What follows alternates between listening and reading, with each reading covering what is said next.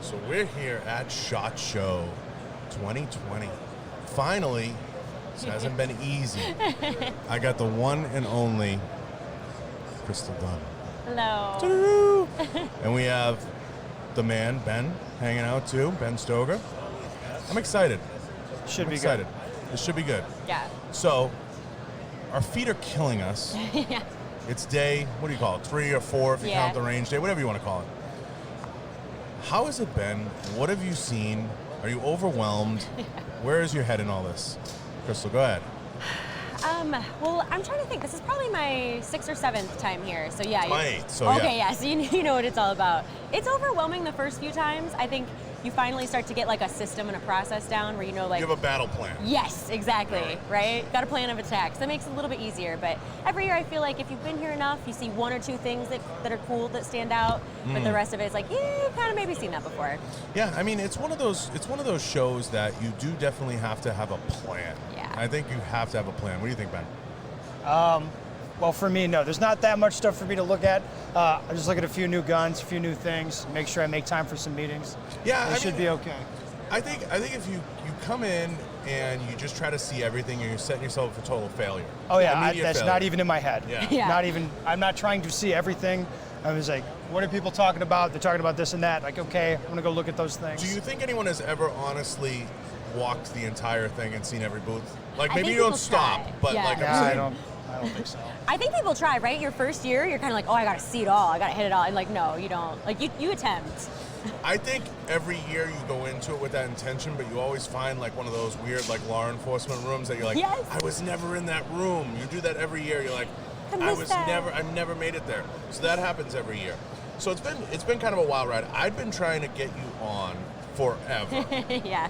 And you had such an interesting story to me, and it was a lot of fun kind of watching some of your stuff go by the boards, and I can't remember who it was because like there's been such a blur of people that have come through. Like I had the girl from Alexo Athletica on the other day, Amy, and like we had mutual friends, and she's literally at the booth at Glock, and she's talking about a good friend of mine, Kat Zingano, who's a pro fighter, and Kat and her connected through Michelle, but I had introduced them, and I'm sitting there and I'm listening to the story, and I look at Michelle and I'm like, you little bitch. I'm like, I made you that introduction. You're over there getting my kudos.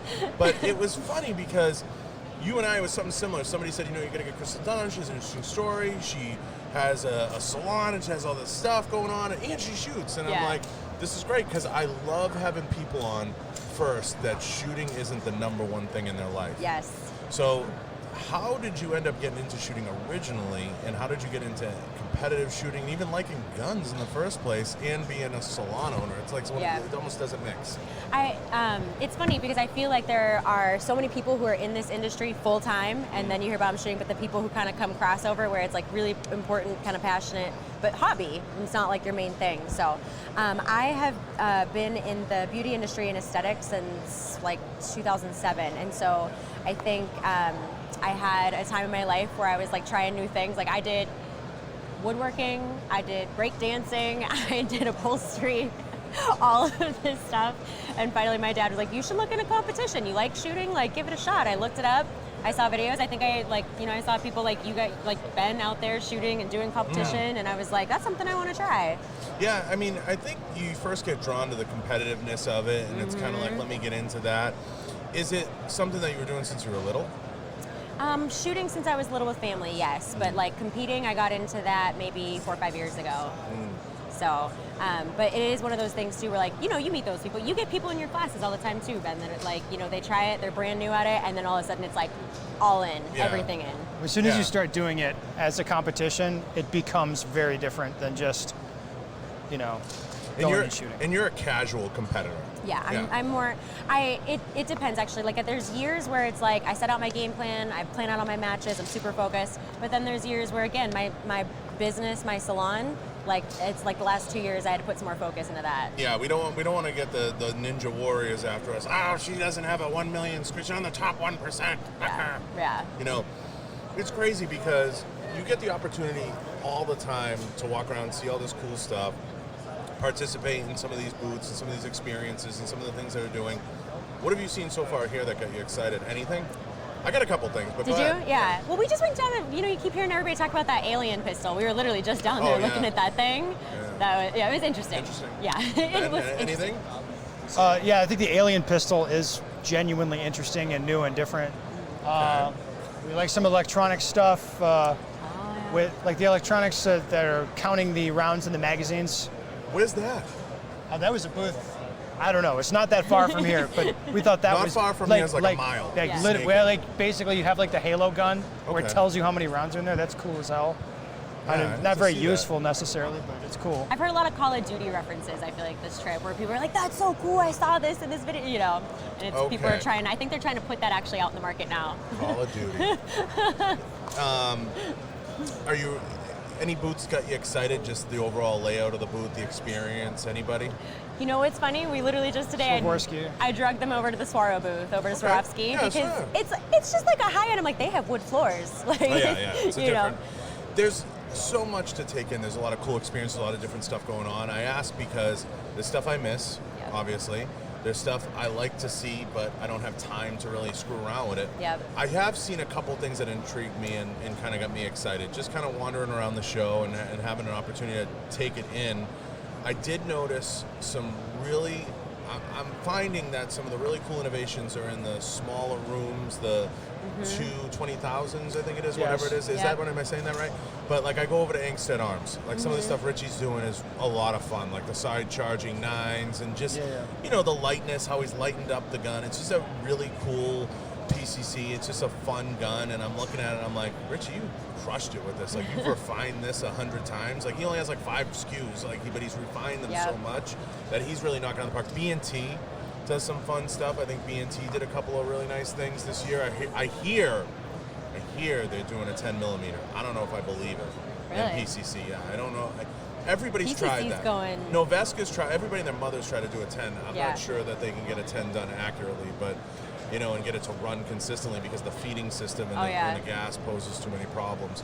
But I always noticed the last couple of years people say there's been no innovation in the gun industry. I'm like, that's not true. I'm like, some of the best innovation has been in bags and soft goods. Yeah. And even in the women's line, sitting with Amy, there's been a lot of innovation, I feel, in soft goods. Absolutely. Absolutely. No, I totally agree with that, because I think the gal Tiffany, she's fantastic. She used to be the lead designer for 511, and she was saying how for women in the industry it was just the shrink it and pink it thing. You know what I mean? Yeah, she said that. Yeah, Amy said that. yeah, and I think some of those, like Amy for Alexo, has come out with things that were really geared towards that, because it's such a huge part of the women are starting to pour money into that, especially the concealed carry side of it. So clothing, garments, that kind of thing. I think that's making a huge foray into the industry. Yeah, I think there's a lot of room there. I think in the bag market, seeing what Vertex has done the last couple of years, some of the brands that have come on really strong and had an opportunity to kind of really hit the ground running and innovate and do different things. I think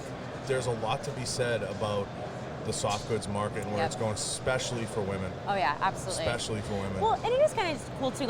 Ben's business partner for the pro shop that they have, it's especially a big online retailer like that. It's kind of interesting because I feel like you get a little bit of a taste, don't you think, for what are people buying? What's the next thing? Well, that's actually as far as what we're talking to the suppliers about. It's like, hey, this sells. People want this thing. This is what people want to see. We had a pretty good conversation with one of the smaller guys in the 20,000s. Yeah. That's where it happens. Yeah. So that's the res comps that they make from Sierra Speed from South Africa. So he's not plugged in here in the U.S. market, so he doesn't really understand. Yeah. When we're no one cares about this. They want this thing. Yep. SIG 320s, they're big right now. We need mag pouches for that. And he's like, what are you talking about? Because that's not a big deal there. So bringing that to them and saying, hey, build us this, solve this problem. Yeah. It's funny, that's actually a really good point. A lot of the consulting work and all that stuff I get over the last couple of years has kind of stemmed around that. Brands that are you have brands like Vega Holsters, you have brands, they don't understand this market. Yes. And they're trying to figure it out. And a lot of times, I have a friend who's in a similar business as you, he'll be like, you need to talk to John for a little while and then come see me. Yeah, of course. Like you need 3 months and just listen to him. And if you can get the machine's up and running and do that, refine it and get it where it needs to be, then we can talk and I can do something. And the bigger, I agree with you. The bigger players here, like the big operations. Like if you go to SIG's booth, they have everything, every type of gun that covers every conceivable scenario. I was talking to Lena the other day about that. It's amazing. And I grew up 60 miles from SIG. Yeah. Oh yeah, it's amazing what they've done in the last 5 and 8 years. I just was talking to Tom Taylor over there, the number 2 guy, and Tom, I was like, Tom, I'd hate on you, but I can't. Like you just, there was a lot of growing pains there. If you grew up going to SIG, and I did, it's like Disneyland. They didn't get the rifles right for a really long time. They've had a lot of issues. They really aren't in the competitive space other than the MPX, which has its drawbacks. But the X5, I think a little bit. The pistols are getting there. The pistols are getting there. I think they're listening to Max. I think it's starting to come on. It's expensive though. I mean, it's for what you're paying for that. There's other options, but I think they're come a long way. I think it's like light years leap forward. But basically, that's what you expect to see. I mean, I walk into Daniel Defense's booth. Nothing there is. It's not that it's crazy exciting. It's just they have everything. Yeah. It's like any way that I can think to put one of these together. They got one there, and they're like, "Oh yeah, you need this and this, and we'll do this." I was down there. I was down there talking to Patrick and Jeremy earlier. I just was like, let me wander through and looked at a couple things. I mean, there's just some brands that they get it right, and there's a few that get it terribly wrong, or they need a little bit of an adjustment. Yeah. Is there anyone? I mean, you don't have to name a name. There have been a couple booths that you've gone in and you're just like, what is this? And What's this happening? is not the market. You can name a name. I do. I don't care. Yeah, you'll put it out there. I mean, is there anybody that you're like, damn, like this is not here. Again, that's a lot of that's in the 20,000s and the smaller booths. But there's guys there they're down there and they've got this solution in search of a problem kind of a thing. Yeah. Or they have. It's like the round counter for the gun. Like, do I think that's cool? Am I going to buy that and put that on my gun? Absolutely not. Do I think that that's a moneymaker? No. Yeah, I mean, you don't. But it's cool. It's a solution to a problem that doesn't exist. Yes. And that's a lot of what you come across. And it's cool that they're thinking and they're innovating, but do you need that? Absolutely not. I think the one thing that I feel like I've been hearing just across the board, whether it's big companies or small companies lately, is how much resistance that they're getting when so for instance, say you're a retailer or a distributor and you want to tell your supplier like, hey, your holsters really need to be doing this, or you really need to make a holster for this model, and it's like just in one ear and out the other type of thing. I think that the companies that listen and really want to know what their clientele wants and that upstream marketing, The best advice I ever got from Dom Rosso was, I can only work with brands that listen. Yes. And to this day, I quote him. I hate to give you credit, Dom, but it's honest to God, like, and I going back and forth over the years, he would say that. He said, I have to work with brands that listen. And I think that there's a lot of well-intentioned brands. I think there's a lot of good intentions. I was talking earlier with Amy, we were saying. Yeah. When we got deep into it, her and I, like we were naming names. Like I looked at Mossberg. I love some of the stuff they're doing. The marketing and just the way they're rolling out products, it's just horrible. Like I'm just like, everything's like. I haven't paid any attention to Mossberg, so I don't know. They came out with a pistol. It's like a boomer brand. Yeah, they're going in that right direction. It's just they're kind of starting to like figure shit out, but along the way, it's like I never have desire to go there and visit. Like nothing's really like grabbed me, but like you want it to, but it's not. That execution and actually. Do you see any companies? I mean, you're in the retail. I mean, do you see any companies out there that you think are on the cusp of doing something really good? Oh, that's interesting. That is interesting. I have one that Amy and I kind of agreed on. I had to convince her a little bit because she's a huge Kimber fan, and I'm like, they fuck up oxygen over there. I'm like, I'm not a fan because I just think we all know, like I said, who runs their marketing and what goes on there, and I'm like, they have these beautiful guns. Yeah. Half of them don't run. And they market it as a one-off. Everything's a one-off in their marketing campaign, and there's no consistency. Yeah. Everything's a one-off. I kind of think we'll see with Beretta's new competition pistols. That's interesting. We'll see if JJ's going to get it right there. He's going to get it right. JJ has a big hand in some of the design and some of the stuff. We'll see. We'll see what they Jury's do. Out. Yeah. I like it when companies come in and they're doing something interesting. Yeah. So was that like when Remington like that? tried to get Tanfolio's got their new pistols for next year. Like I haven't got mine yet. I'm going to get them in the next 2 weeks. They're telling me. So yeah, that's interesting to me as far as. What is their new one that they're coming out with? with a stock 2 Extremes. Oh, I'm just okay. going to switch to Extreme guns. Yeah, you gotta, Pumped to about everyone that. out there, It's good. Tanfoglio, you gotta check your bank account before you go visit that booth. Yeah, probably. And then this, well, It's not alien money, but it's yeah, the Alien, well, the Alien's interesting. It is interesting. And I like all the, like CZ has a new competitive pistol that I think is interesting. The Dan Wesson limited guns. Yeah, the Dan Wesson is something I keep hearing That's a people talk very about. interesting 'Cause gun it came for out the in price. 2011. Yeah. Yeah, that's a couple really sexy choices. I didn't think about that. I Yeah. didn't think about the Beretta one. I should have. Sorry, JJ. I didn't think about that. The booth that comes to mind in terms of I feel, and again, it took me a minute to convince Amy of this. Take it into context. I like some of the things that they're doing and kind of the direction they're kind of go.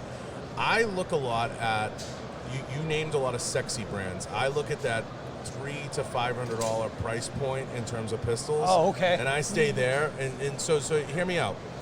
I like a lot of what Taurus is doing by coming out with their, polymer pistols, affordable. So I said to Amy, I said, take all of us out of the equation. We're jaded. Yeah, You're right. horribly jaded. You're horribly jaded because Yeah. we get everything we want. We have everything. That's true. You're talking about Yeah. Tanfoglios. Most people are like, what's he talking about? You take the average person walking into a gun store, rolling up to a gun counter, says, I got $350. I want to buy something. I like what they're doing over there in terms of some of the offerings, and they're inexpensive, and you're just going to put it in a holster bin, and you're never This going to might use surprise you. I agree with you a lot. I 100%. I think they have a big line of pistols, a lot of choices, and is it the Gucci the best? Hell no. Probably not. No. But they have Yeah. something that's going to work, Yeah. and it's going to be safe and reliable for reasonable money, and that totally agree. Because Amy was like, Kimber, Oh, yeah. and I Oh, said, that's fucking crazy. and I said to her, I go, Amy, the average woman that's going to buy a pair of your pants that's going to roll into a gun store Yeah. would have bought what 5 years ago?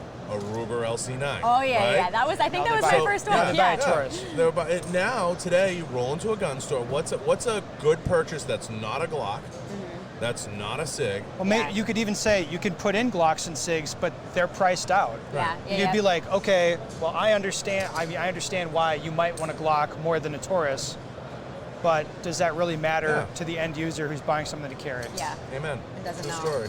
So I like that brand, and I like some of the steps they're taking, little Yep. by little, chipping away, and they're coming out with some good stuff. They've always had decent revolvers too that were fun. Like Yeah. they have the Raging Bulls, they have stuff like that, and they're kind of like, I have one, they send me one. It's a gaff, you know what I mean? It's like something you take on a hog hunt for no reason. But it's just, I look out there and I see a lot of the same, and then I look at brands that I'm kind of like, geez, I like the way they're doing business, or I like the direction that they're going. I think Springfield, it took a baby step in the right direction. The campaign that they launched, the way that they rolled out the Hellcat. Yeah. Do I think they're the be it end all? No. Do I like Stephanie over there and some of the, the folks over there, and the, like kind of trying to bring in a little of that young blood and trying Yep. to get it right?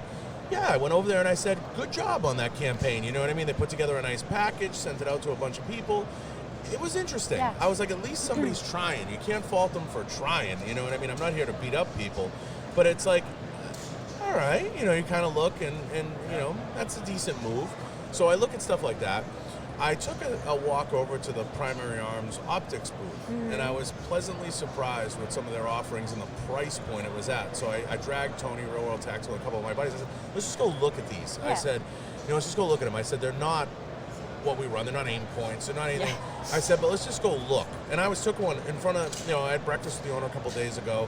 I took one of them and I just smashing it on the ground, like really in front of the guy. I'm like, for $160, I'm like, this is pretty durable. Yeah. I'm like, not for nothing. Yeah. I'm like, this is pretty durable. And when I was doing that, a bunch of people like kind of coming over and looking, because I don't care. I'm just like, if I break it, I don't care. Oh, it's not mine. Here, take it.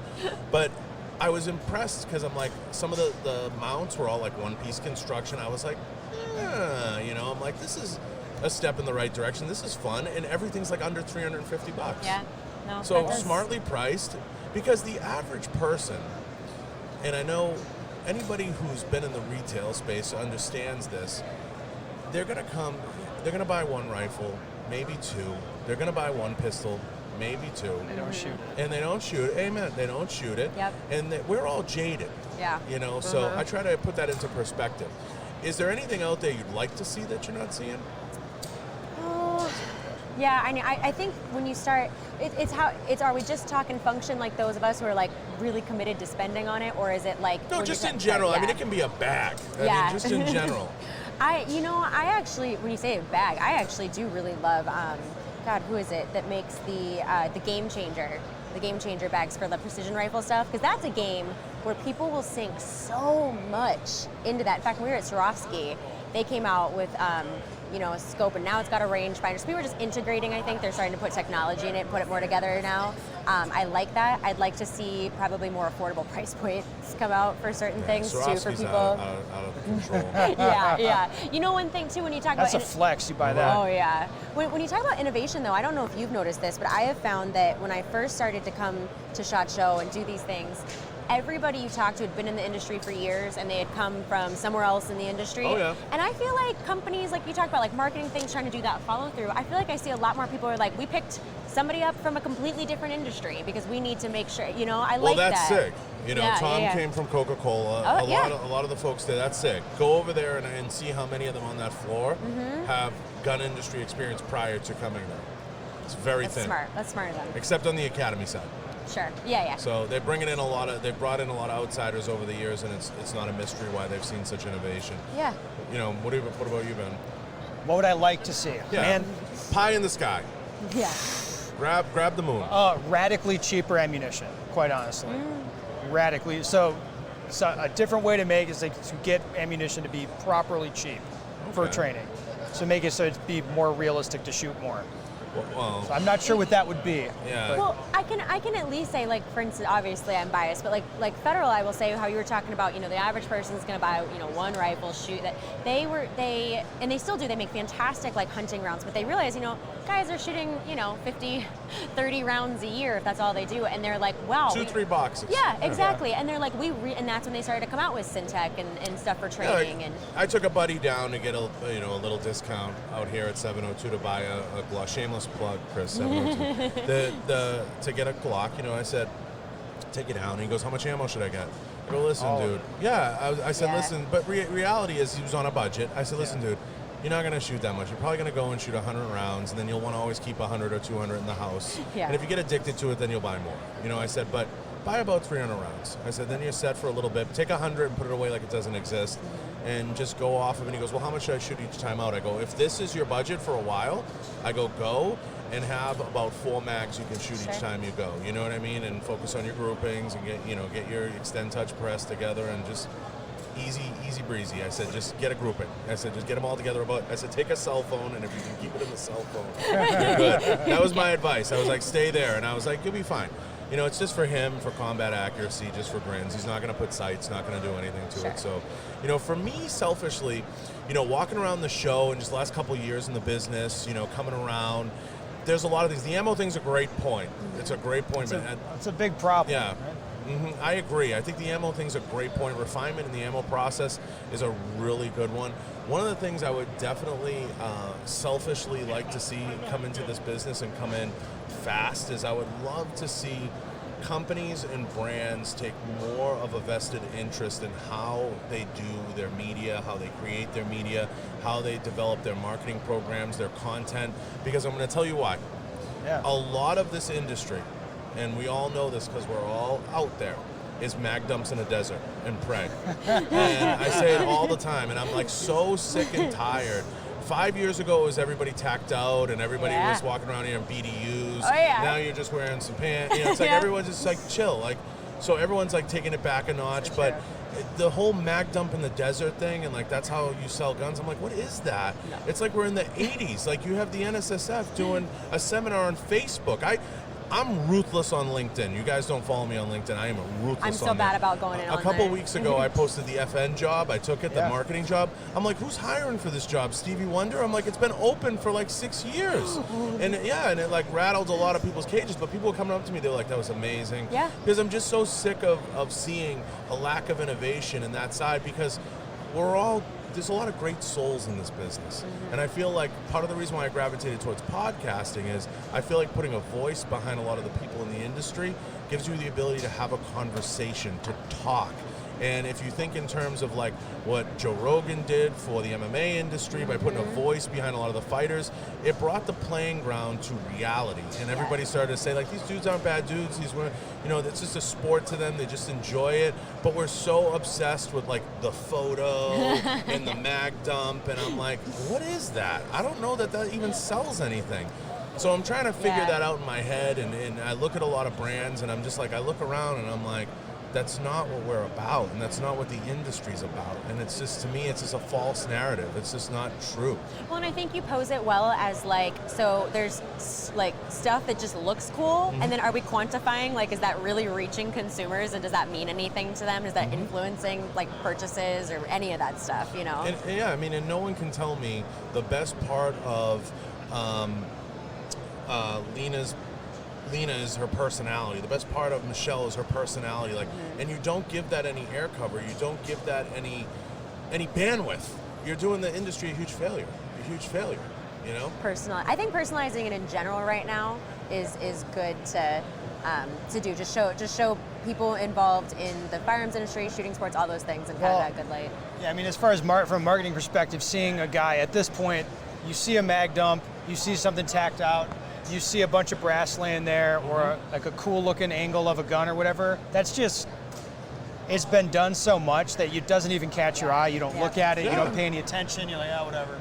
And to me, it's no plan. You know, I just sat, I'm not going to name the company, but I just sat with a very notable company. And they literally sat with me and I was like, what do you guys want? And they just looked at me and, like, because I publish a lot of my decks and my marketing ideas on LinkedIn. I'm very open about it. Yeah. So I put a lot of my stuff out there because I just don't care. You know, I'm just like, here's the plan, you know, go play the game. But they look at me and they're like, we want your help. I'm like, help with what? And they're like, we have a graphic designer. I'm like, cool. Or help with what? And they're like, we need a plan. So a lot of times when I sit with these brands, I'll be like, what's your content creation strategy? Yeah. What are you doing? They have a graphic designer to make cool graphics, and then they put it on Facebook. And then the follow-up, too. The follow-up sometimes is and they're not sure what Snapchat is. So there's no plan. There's just no plan. And the NSSF doesn't help because they're 10 years behind. They're up there doing an influencer and ambassador program. I mailed them I gave them the deck to teach the damn class. 3 weeks ago, I was like, I have a deck on it. I'm like, here. Have you got to audit it yet? Like, did they figure it out? Like, I'm like, they just, it's like, it's kind of all guesswork and it's patchwork and it doesn't make a ton of sense. So for me, it's just all about, having a plan, having a program, putting things in place. And I think it's the same for all of us when we do social media and when we're out there. It's like, what's your strategy? How do you want to be perceived? How do you want to be looked at? Actually, that is a really good question too. When you talk about, people seeing things and does it actually become kind of something that they are interested in? You see all the carry guns now. All the carry guns have the red dots.